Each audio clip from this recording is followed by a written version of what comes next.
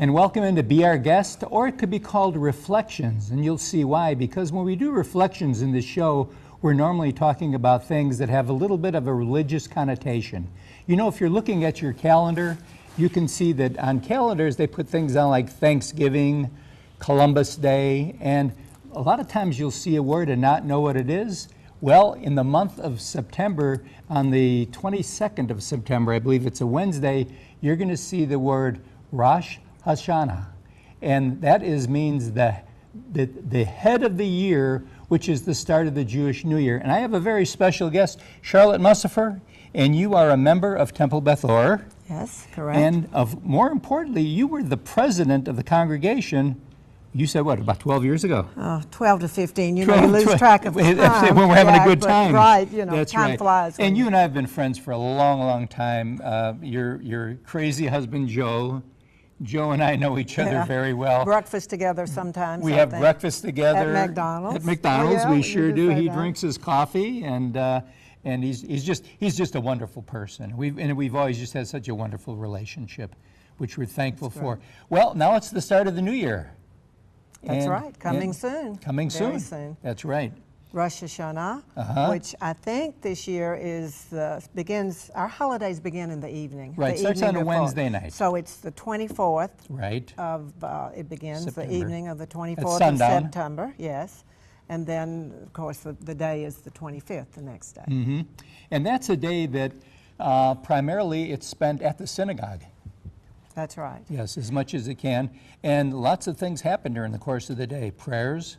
Lots of prayers. Lots of prayers. That's probably our longest service of the year on that day.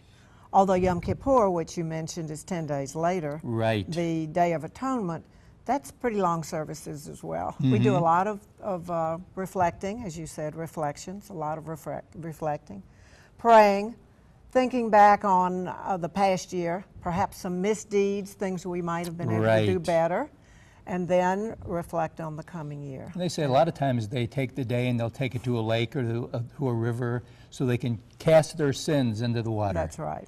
Absolutely. And a good place here is the pond at Shakespeare and, yes. and the museum. You know, so that works well. Have you folks ever done services there? No. No, not. Well, I have not been able to make it, but our rabbi at Temple Beth Or does take a group, and they do go there, and I'm sure there are probably some prayers at that time. We are usually, after the service, gone to a family meal because there's a lot of family togetherness during these holidays. That's right, and that's usually the thing that's a big part of it. Food is a part of the whole thing, isn't it? Oh, yes. Yes. Very important. And one of the things you have here is one of the traditions, apples and honey. Apples and honey, and that's For a one of the sweet life. things we say, right, is Yes. the sweetness of life, of the new year. And so it's important to have your apple and your honey. And I, at some point, hope you may want to have a taste of apple and honey. I'm certainly going to do it because I want to have a sweet New Year too as we move forward. Sweet new life. And then during the course of the day, and you have on the counter here, this is from a ram, and That's it's actually a horn. It's called a shofar. Right, shofar. And I brought two of them. Right. They are of many different kinds. Apparently, that was a very small ram. And this was apparently a full-grown, very tough ram. Now, whose job is it to sound that horn? Well, in the past, we had a member of the congregation who did this, but Rabbi Elliot Stevens does this now, and it's always amazing because some of these will have a mouthpiece, like a trumpet or something, and but Rabbi Stevens can blow these very well, and it's particular sounds, and there is a Hebrew word that goes with it. Each one has a meaning, and it's several times during the services. You know, during the new year and then to end. So typically, I mean, obviously everything starts at sundown on the first night. Right. And then it would continue till sundown the next night? Right. If you're going to do it for one day. Yes. And then you would go off and have your meal. Right. And the more conservative in the Jewish religion will celebrate 2 days. So they'll be, or celebrate or pray, be in services for 2 days during that time. Good. And the shofar is basically sounded as a way of just honoring God. I think that's Yeah, it's a great way. Things And then one of the other things that happens during the course of the day is women and girls do a lot of lighting of candles.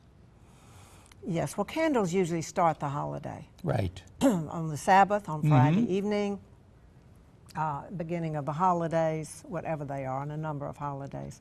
So candles are an important part of our tradition. Well, good. Well, I'm going to wish you Happy New Year. Oh, thank you, and the same to you, Jack. Absolutely. Yes. You've been a My great good friend friend. forever. And I'll hold it up. And does it make any difference if it's a red or a green apple? Oh, I don't think so. You take a red, I'll take a green. Okay. We'll do a dip. And is there something special we say in Hebrew at this point? Enjoy. Enjoy. How about that? Enjoy. Everyone can enjoy. And just remember that you can enjoy the festival. Get some information and learn about other religions and the things that they do. It can enlighten your life. We'll be right back right after this.